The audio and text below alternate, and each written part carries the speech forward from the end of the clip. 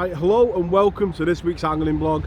This week you join me on the banks of the river and we're in search of pike. Before we get into this week's vlog, I'd just like to thank everybody that left such nice comments on last week's video where we did that on the box session where we were in search of those silvers on the River Dane. It's great that you guys enjoyed that video so much, and it means that in the future I can do more of them type of videos, you know, where we're talking over more about tactics and my mindset on how I approach the swim. So right now you join me on a wet and windy canal bank and we're out in search of those elusive canal pike. As you can see behind me there, the float is just in position. So this will be part of an upcoming video where I talk about how I target the canal and how I choose the areas of a canal that can be 50 miles long to choose where to fish. So that's what this channel is all about: raw fishing, the adventure, the challenges, hints and tips and everything in between. So if you do enjoy the video, be sure to leave it a like and subscribe to the channel. This week marks the last edition of the Angler's Mail magazine. It's really sad to see that magazine go, and I am proud to have actually been in it twice with a feature.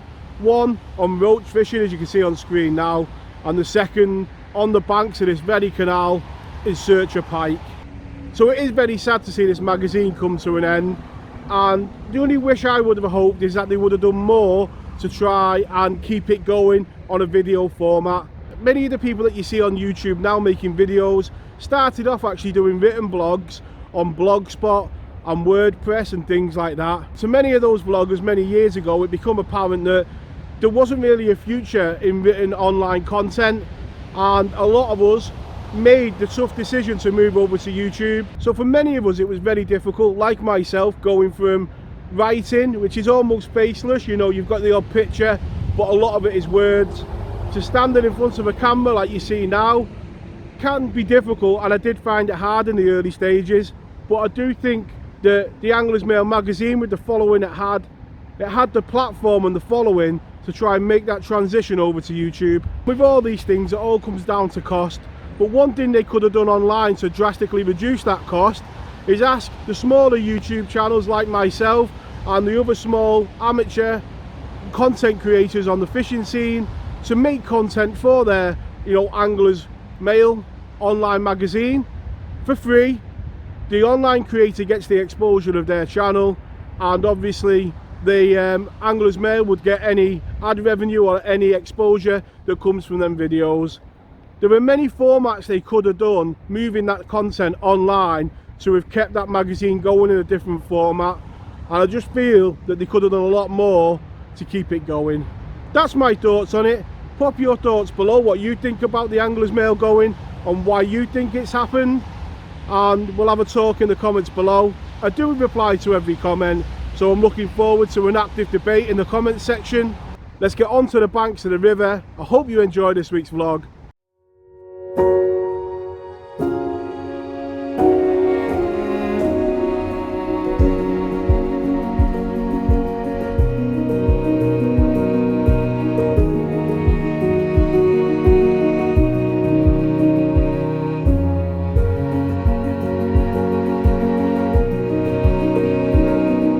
So hello, and you join me at first light on the river. If we're looking at the rods, I've got a float rod just down the margin, hoping to pick up any pike that are patrolling along this cover. And you've got to make the most of it, because after the first frosts this will all go. So while it's here, you make the most of it. So pike is today's target. We've got one rod out on a running ledger, and on that we've got a skimmer, and on the other rod we've got an eel. Both set to go, and hopefully it won't be too long before that dropper hits the floor. So this area that we're fishing today, I've not fished for around about 2 or 3 years, and back then you could set your watch by the pike at 8:45 in the morning. You would always get a run. Between 8:45 and half 9 you would definitely get a chance of a pike. So it'll be interesting today to see if that is still the case, and you know, if the place has changed. We have had a lot of rain recently. There is a bit of tow on the river now. It doesn't look like much for most rivers, but on this one it's a fair bit of tow, and there is a lot of colour.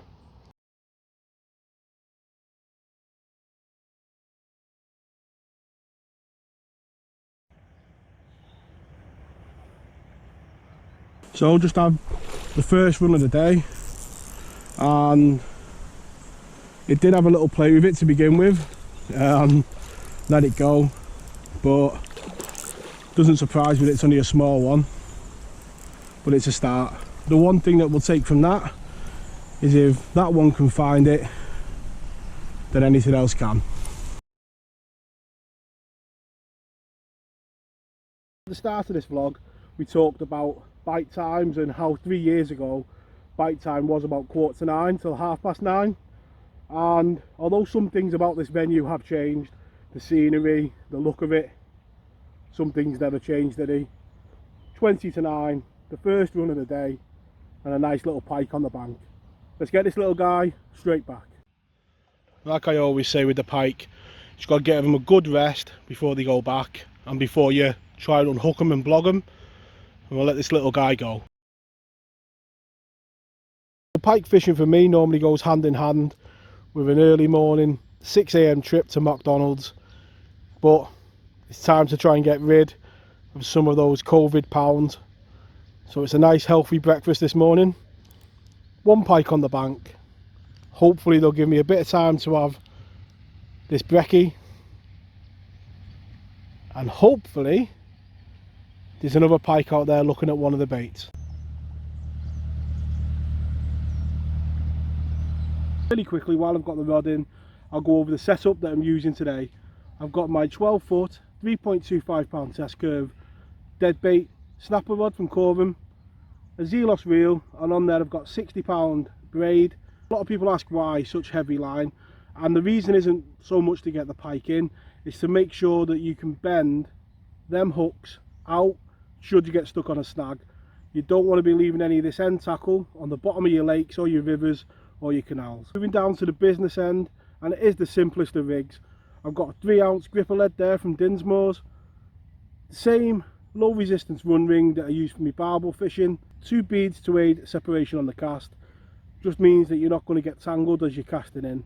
That's down to a swivel, and then I've got an 18-inch homemade wire trace, 2 trebles, and on this one we've got a herring. A few people in the comments have asked about the mechanics of dead baiting for pike using a ledger. Now the ledger does stay on the bottom like that, and when it's fishing the line will be tight to it. When you get a run, the line will move freely through the ledger, but your actual lead weight doesn't move on the bottom. That's the whole point of the low resistance run ring, that the pike can move away with the bait. Your bite recognition will come at the other end, where we'll take a look now at the alarms and the tackle that we use to register a bite. So with the rig casting, let's have a look at the business end that's on the bank. So you've got your reel with an open bail arm. Obviously if you had the bail arm open down to the lead, there'd be no way of getting the tightness to the lead to give you the sensitivity that you need when you get a bite. What I use is one of these Fox back arms. They're about £15 to buy, and this one I've had for a number of years now, and it does the job. The job that it does is basically keeps this line tight. So when you get a run, when the pike pulls that bait through the run ring at the other end that we've seen, you get a pull on the line like that, and that's when the line will pull out the clip and the pike will begin to move off. Now this line's pulling because obviously the river's pulling the line, and as the pike moves off you'll get the line pulling through the reel, and that's where you get your indication on your bite alarm, and that's how it works. As you can see there, the line pulls off as you get a run, and then you pick your rod up and strike down into the fish. To tighten it back up with your bail arm on, you tighten up to a certain point where you can feel the line against the clip. Your clip's open, you put your line in the clip like that, and then it's just a case of opening your bail arm.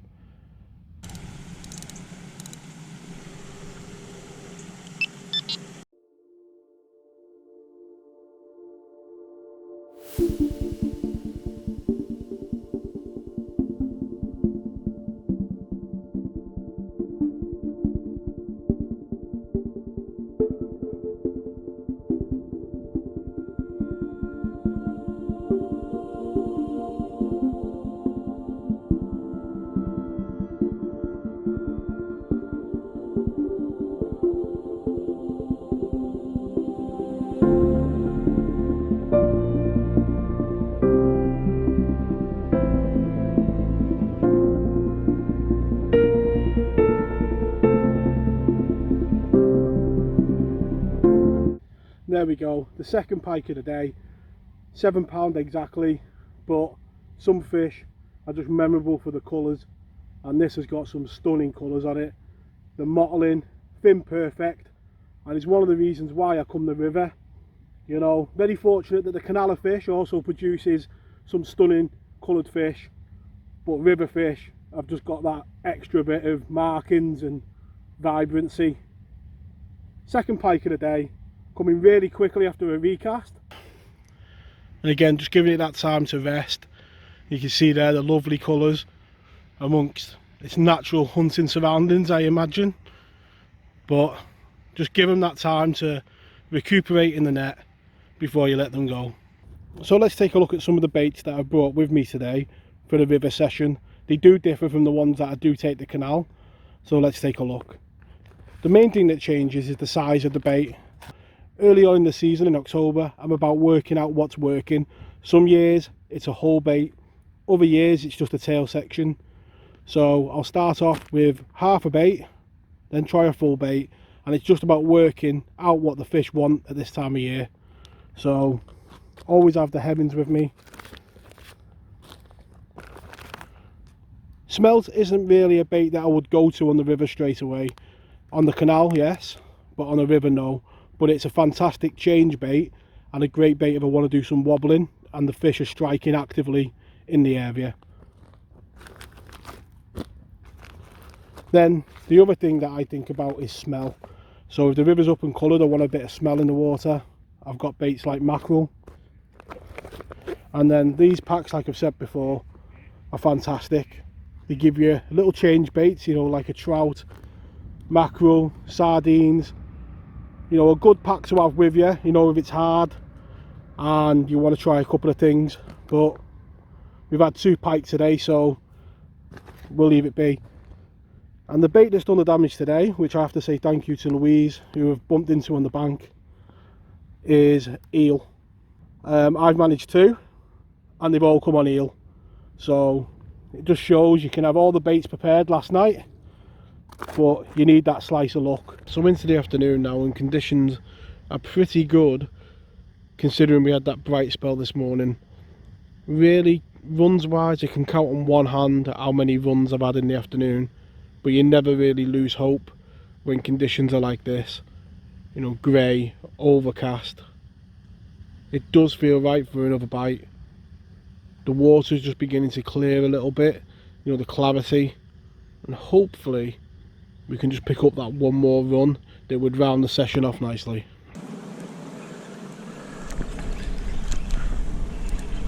A lot of head shaking, which is never a great feeling.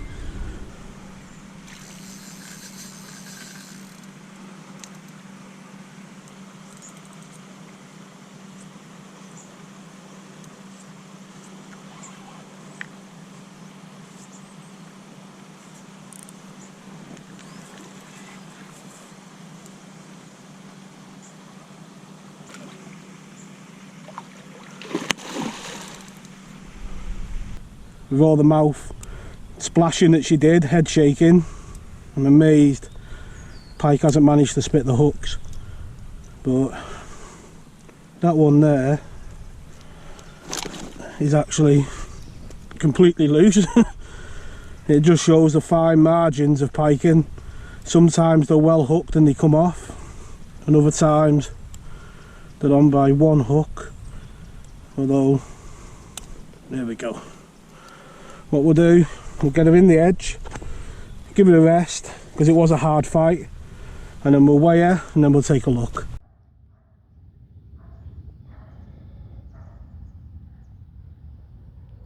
And there we go, the first double of the season, just under £11, and what lovely colours, and just shows reward for perseverance. All bites today have come on that eel section that Louise gladly gave to me at the start of the session. Thank you very much if you're watching. Let's get this beautiful pike straight back.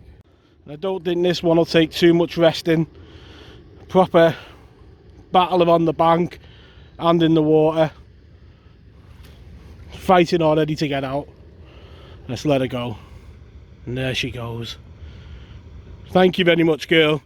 the first double of the season. There's about half an hour of the session left now, and the temperature really is beginning to drop. You can feel it in the air. Change is most certainly on the way, and those winter frosts won't be too far away. This session today has hopefully shown that as much as we think we know a venue, we had that run at 8:30, didn't we? We don't really know anything as anglers, do we? You know, 4 o'clock in the afternoon, sat there not expecting a bite, and the rod screams off with a lovely double figure pike. To the people out there who are enjoying the pike fishing and out doing your own fishing, what baits have you found have worked in your fishing early on? Eel today has been the bait that has, you know, caught most of the fish. So that is a bait that I'm going to have a bit more confidence in this venue. But pop a comment below as to what you're finding being a good bait this year. And barring anything happening in the next half an hour, I'd like to wish you all tight lines. I hope you pike lads are enjoying the videos that are on the channel and enjoying the adventure. And I'll catch us all next week. Tight lines.